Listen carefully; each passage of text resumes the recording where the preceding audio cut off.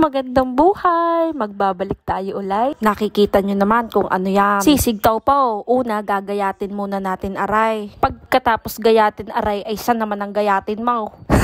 Oh, huwag gayaon. Baka pati sangkalay makita ninyo. Marami ng pinagdaanan yan. Gayaan talaga yan. Hoy, bakit naman nasali ang sangkalang aray? Pagkatapos gayatin, ay gumawa ng sauce para din sa atin sisigtaw po. Sumunod ay maggayat ng sili. At syempre ng sibuyas. Ang lagay ay matalas ang kutsilyong aray. Katapos ay isa lang aray. Isunod naman ng sibuyas. At aring siling aray. Hiluhin sa kawalay. At ilagay ang tokwa. Hayaing masunog. Pagkain ng aso. Ay, joke lang. Lasa ko'y arihilo na, kakabaliktad. Hintayin medyo pumula-pula. Saka ilagay yung sauce na ginawa kanina. At tayo'y maglalagay din ng itlog na kinuha natin sa kapitbahay. At ari na, pandali na. Ay paano ga? Kuha na ng bahaw at tayo kakain na.